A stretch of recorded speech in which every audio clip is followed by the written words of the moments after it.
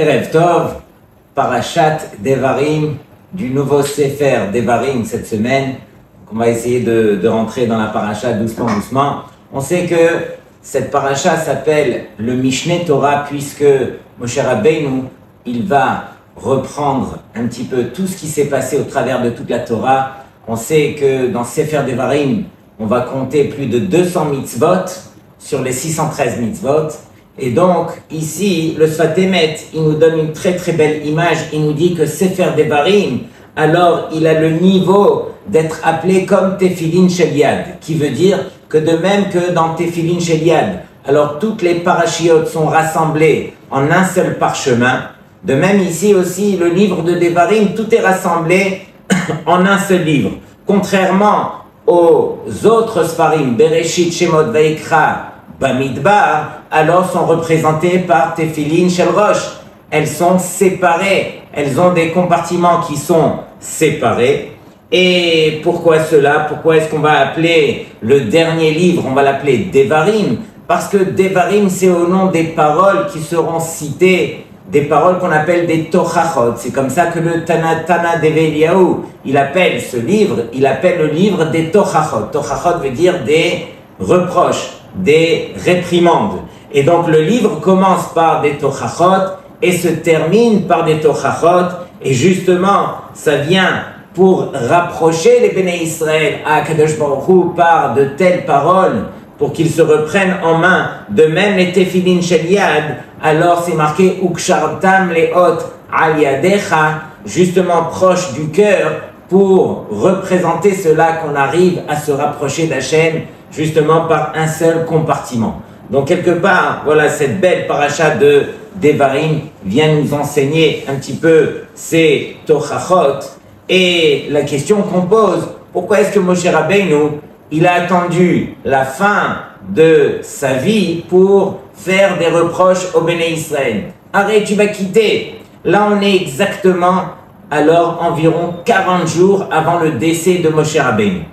Et Moshe Rabbeinu, à ce moment-là, il sait qu'il va quitter. Il aurait dû consoler les Béné Israël, il aurait dû les encourager. Pourquoi venir à ce moment-là et leur rappeler des choses qu'ils ont fait du passé? Encore plus que cela, à qui Moshe Rabbeinu s'adresse? Il s'adresse aux enfants des Béné Israël qui sont déjà niftarim, c'est-à-dire que ceux qui ont fauté, sur qui on aurait dû faire les reproches, ils sont déjà tous décédés. Ils sont décédés pendant les 40 ans dans le désert. Qui c'est qui se trouve devant Moshe Rabbeinu? À qui Moshe Rabbeinu s'adresse? Aux enfants de ceux qui ont fauté. Et à ceux-là, tu leur fais les reproches. Alors, Rabotai, regardez de deux choses l'une. Première chose, il faut savoir que pourquoi est-ce que Moshe Rabbeinu, il choisit de s'adresser aux enfants pour leur faire les reproches, pour montrer que, regardez un petit peu la shlacha, les shlachot, c'est-à-dire que les répercussions de ces fautes que vos parents ont fait, combien jusqu'à aujourd'hui, alors on paye. Combien est-ce qu'on se doit de continuer à fournir les efforts pour effacer ces fautes? Et bien, jusqu'à aujourd'hui, alors, on sait le Chet HaEgel, combien est-ce qu'il nous poursuit, la Machloket de Korach, etc. Toutes les plaintes que les Béné Israël ont eues dans le désert, combien toutes ces choses-là, on se doit de corriger jusqu'à aujourd'hui. Donc, c'est la raison pour laquelle il s'adresse aux enfants pour leur dire, pour les rappeler que les répercussions des fautes sont aussi graves que les fautes elles-mêmes. Mais pourquoi est-ce que Moshe Rabbeinu, il a choisi donc ce moment-là pour faire des reproches et non pas profiter pour les encourager? Alors Rabotai, regardez bien. Bien sûr, il s'agit de Moshe Rabbeinu. Et Moshe Rabbeinu, tout ce qu'il voulait, c'était les hétiv lahem, de leur faire du bien.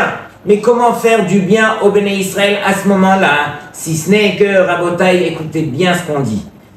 Lorsque Akadosh Baruch Hu nous accorde de l'argent, par exemple, et que on le dilapide, on l'utilise à tort et à travers, Akadosh Baruch Hu, il dit ça sert à rien, je vais lui reprendre. De même, lorsque Hachem nous accorde la vie, nous accorde de vivre, de pouvoir profiter de ce monde-ci, et que nous, on n'en profite pas parce que on perd son temps, par exemple, alors Akadosh Baruch Hu, il dit, je lui reprends sa vie, chas v'shalom, ça ne sert à rien. Alors, Moshe Rabbeinu, qu'est-ce qu'il a voulu faire? Il a voulu faire, bien sûr, des tochachot. Mais des tochachot comme lui sait les faire, avec allusion. Et c'est uniquement par allusion qu'on arrive à transmettre à celui qui a l'oreille, qui sait écouter. Alors il a tout de suite compris, il n'a pas besoin qu'on lui fasse honte, Chas v'Shalom. Et bien sûr qu'il y a un issour de faire honte, comme on va voir. Mais dans tous les cas, Moshe Rabbeinu, qu'est-ce qu'il a voulu faire? Il a voulu faire des tochachot, justement pour que les Béné Israël se prennent en main, qu'ils étudient le moussar, qu'ils se corrigent, qu'ils apprennent à avancer pour montrer à Hachem que ça vaut la peine pour toi, Hachem, d'investir sur nous les Béné Israël, parce qu'on a compris que toute la vie que tu nous as accordée, c'est justement pour nous permettre d'avancer, de nous corriger, de progresser. Et donc, c'est ce que Moshe Rabbeinu vient faire à la fin de sa vie. Il vient les hétiv lahem, il vient leur faire du bien. Reprenez-vous en main, faites du moussar, parce que c'est uniquement de la sorte que Akadosh Baruch Hu voudra vous laisser vivre. Ça vaut la peine pour Hachem d'investir lorsque vous avez compris quel est le prix de la vie, du temps, et de tout ce que Akadosh Baruch Hu veut vous accorder. Et donc, Rabotai, on sait que Moshe Rabbeinu, il s'est calqué un petit peu à l'image de qui? De nul autre que Yaakov Avinu. On sait que Yaakov Avinu, il a attendu le dernier jour de sa vie pour réunir tous ses enfants et leur faire les tochachot, leur faire les reproches. Et parmi toutes les reproches, alors bien sûr, il y a celle qu'il a faite à Réhouven. Réhouven, son Bechor. Et on sait que Réhouven, lui, il a déplacé donc le lit de son père et contre le gré de son père. Et pendant toutes ces années, son père alors ne s'est pas plaint. Arrête, il aurait pu lui faire un reproche. Il aurait pu lui dire, mais Réhouven, tu as exagéré. Lorsque tu as déplacé mon lit, la Shrina d'Hachem, elle dépendait. Et donc tu aurais dû laisser les choses ou bien me concerter. Comment est-ce que tu as pu prendre mon lit pour l'amener, les Shem Shamaïm, bien sûr, dans la tente de ta maman Léa, pendant qu'il était placé dans la tente de Bilha. Et voici que Yaakov Avinu s'est retenu justement de faire des reproches à Réhouven. Et Rachid de dire, pourquoi est-ce qu'il a attendu autant d'années jusqu'au dernier jour de sa vie pour faire les reproches à Réhouven? Justement parce que Rabotai, Rachid nous dit que s'il avait fait le reproche à ce moment-là, Réhouven aurait eu tellement honte qu'il se serait caché et qu'il serait parti étudier la Torah de nul autre que Esav Aracha. Tellement qu'il aurait eu honte, Réhouven. De qui on parle? On parle du Bechor de Yaakov, un tzaddik pareil, Réhouven, qui lui aurait tout quitté à cause de la honte qu'il aurait pris de son père. Et pendant toutes ces années, à chaque fois qu'il verrait son père, il se rappellerait de ce reproche. C'est la raison pour laquelle Yaakov Avinu s'est obligé. Je vais attendre jusqu'à la fin de ma vie, justement pour leur dire quelque chose qui va les construire et qui ne va pas leur faire honte. Et Rabotai, c'est ce que la Torah nous enseigne. Lorsque le Tana d'Eveliaou appelle ce Sefer Devarim, Sefer HaTochachot, le Sefer des reproches, c'est justement comme la Torah nous ordonne de le faire. Rabotai, je vous rappelle juste les paroles dans la paracha de Kedoshim, et ensuite on va revenir sur le point de ne pas faire honte. Alors il est marqué dans Kedoshim, Lotisna et achicha bilvadecha, tu n'auras pas le droit d'haïr ton frère dans ton cœur, hocheach tochiach et amitecha, et donc il faudra lui faire des reproches, reprocher, tu lui feras des reproches, velotissa à la frette, mais tu n'auras pas le droit de lui rappeler la faute, de lui faire honte. Et donc Rabotai, de qui est-ce qu'il s'agit ici? En deux mots, lotisna et achicha bilvavecha, tu n'auras pas le droit d'haïr ton frère dans ton cœur. Mais on s'adresse à qui? On s'adresse à quelqu'un que malheureusement son frère, il a dû lui faire quelque chose de tellement grave qu'il est fini par le haïr. Et sur cela, la Torah elle lui dit, mais non, même dans ton cœur, tu n'auras pas le droit de garder cette rancune. Et donc, pour pouvoir t'en sortir, alors tu devras te rapprocher de lui. Bien sûr, va le voir et explique-toi avec lui. Fais-lui une tochacha. Hocheach tochiach et amitecha. Mais vélo, tissa la frette, mais tu n'auras pas le droit de lui faire honte. Et sur cela, alors bien sûr, il y a la Gemara connue dans Masechet Erechin. Alors il y a une discussion là-bas entre deux Tanaïm. Minaïn la roé, d'où sait-on pour celui La roé behavero davar megune, que celui qui voit chez son ami quelque chose qui n'est pas bien, quelque chose sur lequel il se doit de lui faire un reproche, chez Chayav leochicho, qu'il est obligé de lui faire le reproche, de lui faire la réprimande, parce qu'il est écrit dans la Torah, Hocheach tochiach, reprocher, tu lui reprocheras. Maintenant, si on lui a fait le reproche et il n'a pas accepté, comme malheureusement ça peut arriver, alors d'où sait-on qu'on devra lui refaire encore une autre couche, une autre reproche, tochiach, de la répétition, j'apprends que même plus qu'une fois, il faudra lui faire des reproches. Et sur cela, Talmud Lomar, Lotissa, la frette, mais faire attention de ne pas lui faire honte. Donc il faut trouver les mots, il faut calculer si on veut se rapprocher de son ami, si on veut enfin enlever cette faute, alors on se doit justement de faire attention au kavod qu'on se doit à son prochain. Arrête, on sait que dans ma Masechet Gittin, il est enseigné là-bas, je crois que c'est Daf Nun Zayin. Alors, il est marqué que le Beth Amikdash, il a été détruit sur une histoire qui est tellement triste. Al-Kamtsa ou Bar Kamtsa. Et Kamtsa et Bar Kamtsa, c'est deux personnes qui avaient à peu près le même nom, mais celui qui fêtait le mariage, alors pour lui, son ami c'était Kamtsa et son ennemi c'était Bar Kamtsa.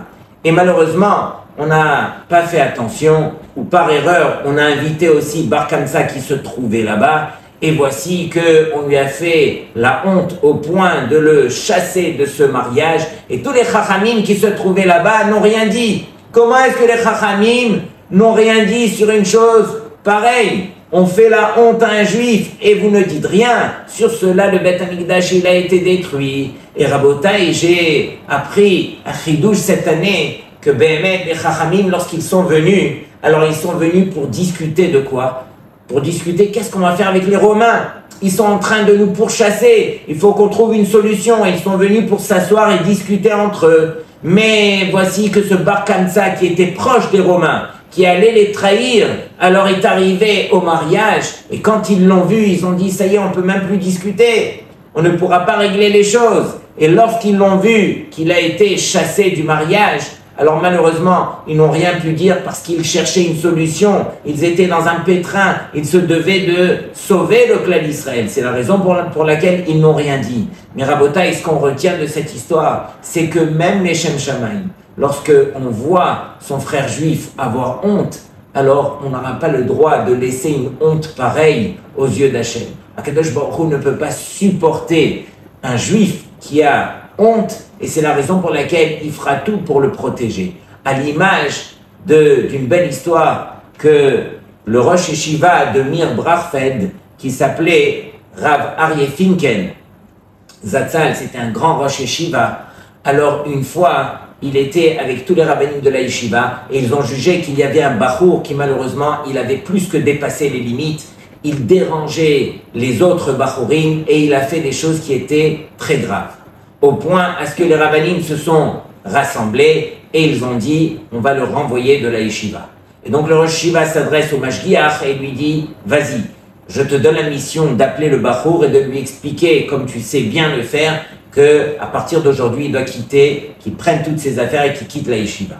Et donc il a appelé le Bachour, il lui a expliqué. Le Bachour il lui dit mais est-ce que j'ai la possibilité de parler au Rosh Yeshiva Rav Aryeh Finkel? Il lui dit oui. Tu as toujours la possibilité, même si tu es renvoyé, tu peux aller voir le Rosh Yeshiva. C'est ce qui fait le Bachour.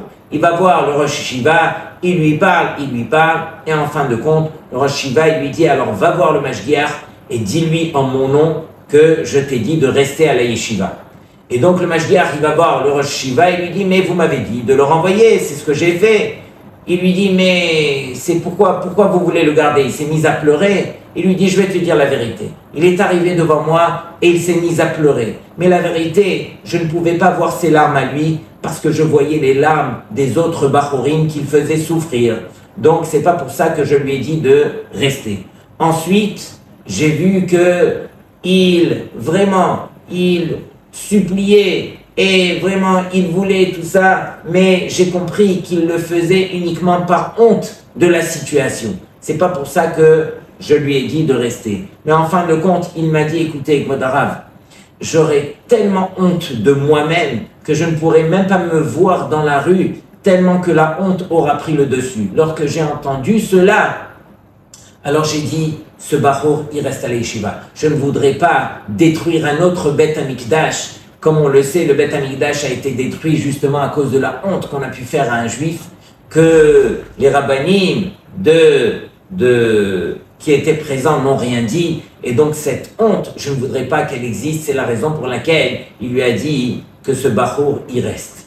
On raconte une fois aussi dans une autre yeshiva, malheureusement, voilà, j'ai entendu deux histoires pareilles, où un Rosh Yeshiva qui avait renvoyé un Bachour, tout de suite après, le jour même, il a été au Kotel et il a été prié à Hachem, s'il te plaît Hachem, protège ce Bachour. C'est vrai que j'ai dû le renvoyer pour le bien de la yeshiva, mais qu'est-ce qu'il va devenir? Et donc, j'ai été au Kotel pour prier que ce Bachour, alors, il soit protégé. Et au moment où je priais pour lui, je me suis tourné et qui je vois au Kotel? Je vois ce même Bachour qui est là en train de prier et pleurer. Et je garde un œil sur mon Télim et l'autre œil à le regarder. Et en fin de compte, je l'ai vu tellement pleurer, tellement prendre sur lui, que je me suis rapproché de lui et je lui ai dit, reprends tes affaires et retourne à la yeshiva. Si tu es prêt à réaliser que le problème, il vient de toi et que tu prends sur toi de t'améliorer, alors je serai prêt encore à faire un effort pour toi. Rabotai, on n'est pas là pour abaisser qui que ce soit. Et regardez bien ce qui est marqué dans la Gemara. Tanya, une braïta nous enseigne. Amar Rabbi Tarfon le Tana nous enseigne. Tamani imiesh bedor azeh shemekabel tochacha. Je m'étonne s'il y en a un dans cette génération qui est prêt à recevoir un reproche.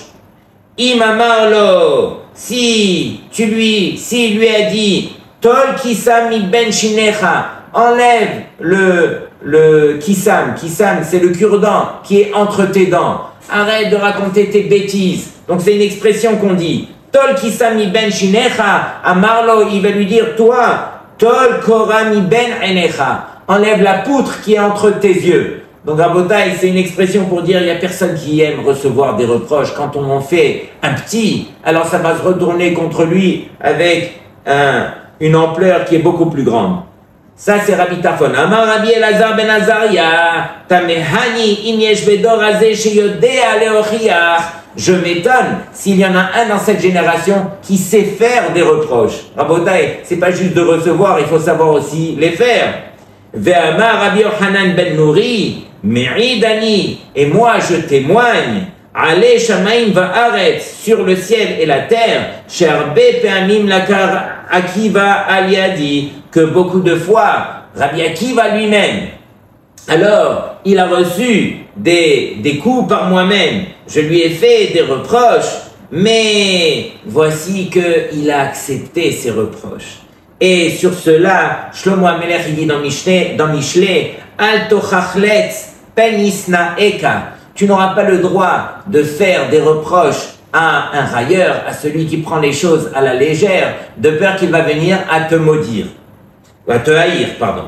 Hocheach le chacham ve'yehaveka. Mais fais le reproche au chacham, à celui qui est sage, à celui qui comprend un petit peu les bonnes choses, et lui, il t'aimera. Donc, ça sert de faire les tochachot quand on sait les faire, et ça sert quand on aime son prochain, au point à ce que le Passouk nous dit, même celui que tu haïs à la limite par rapport à ce qu'il t'a fait, alors tu devras te rapprocher de lui en lui faisant des reproches, et surtout pas en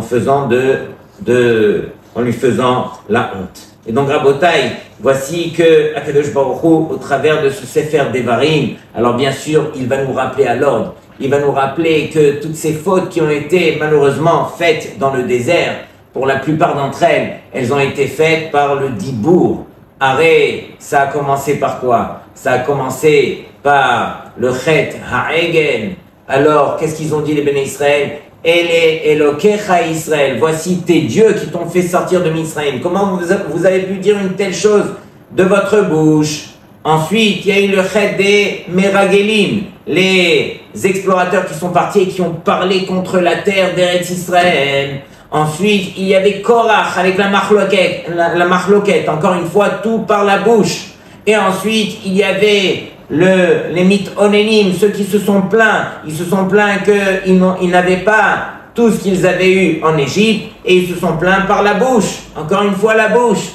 Et donc, en fin de compte, il y a eu le chet de Mémériva. Mémériva, ce sont ces eaux qui ont causé la dispute, où les bénis Israël, ils ont tellement énervé Moshe.